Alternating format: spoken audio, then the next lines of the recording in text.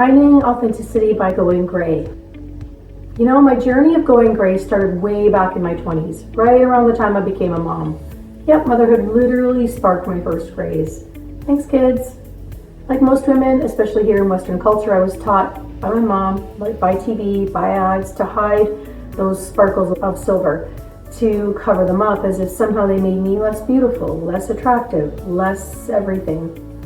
As the years rolled on into my 30s, 40s, now early 50s, the dye jobs just kept coming faster and faster. What started as 3 times a year became every 8 weeks, then every 2 weeks. The stress, the cost, the time, the anxiety, it all added up. And let's be honest, my hair was fried, dry, breaking, and when I looked in the mirror, I had to admit, it didn't actually make me look younger. If anything, it aged me, and really, what's so wrong with looking older anyway? I even tried bleaching it all blonde, thinking it would blend easier. Nope, disaster. The last straw came during a FaceTime with my best friend Bonnie in Texas. She looked at me, smiled, and said, "Why don't you just let it go gray?" She meant it innocently, but oh boy, did she hit a nerve. I snapped at her, which isn't like me, but in that moment I realized I didn't really have a good answer. That moment kind of cracked something open, and I started asking myself, why am I doing this? Who am I trying to please? Other women? Other men? The male healthcare professional and the male hairdresser who both told me I should dye it? Don't get me started on the word should. I had no role models in my family who embraced their natural hair, no one who taught me that you could age gracefully and authentically and still feel beautiful. So I decided that I wanted to be an example for my own kids and hopefully for some of you. I want to thank my daughter, especially, who became my biggest cheerleader through this journey. A year ago, when I became a grandmother, I finally said, enough's enough. Who do I want to be for my grandson? For my kids? Mostly for myself. I decided then and there I was done with the dye.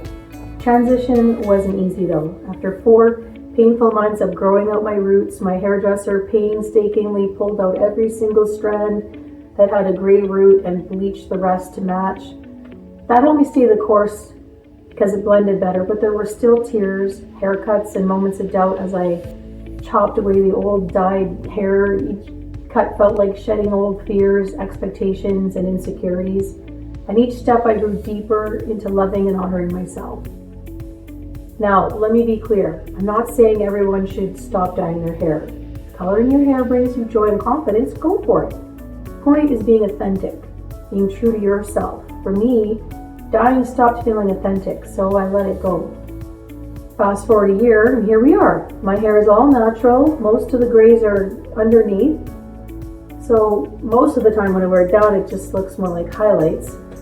My hair is healthier, thicker, stronger. I save time, money, stress, and most importantly, I feel beautiful. I feel free. I feel me. Even my husband, who was skeptical at first, admits he now loves it. And to the men listening, encourage the women in your lives. Remind them that they're beautiful inside and out. Because let's be real, we're loving you through your thinning hair and your growing waistlines, aren't we? I share this story in love to encourage you to take inventory of your own life. What are you doing out of habit, expectation, or pressure that doesn't actually serve you? Ask yourself, why am I doing this? For me? For someone else? Be honest. Be vulnerable. Your soul will thank you. For me, this choice opened the door to more authenticity, more self-love, and more freedom than I could have imagined. Maybe your step will look different, but whatever it is, it could be the beginning of a beautiful new chapter for you. This is one of the many lessons I share in my book, Living and Aging Well, that authenticity and self-acceptance are as important to our health as diet and exercise. So if this resonates, I invite you to read more or connect with me on my socials, where I share ongoing encouragement to live as your highest, most authentic self. And in case no one has told you recently, or maybe ever, you are beautiful, just the way you are. If this resonated with you, you'll find even more in my book, Living and Aging Well, the links below, and be sure to subscribe.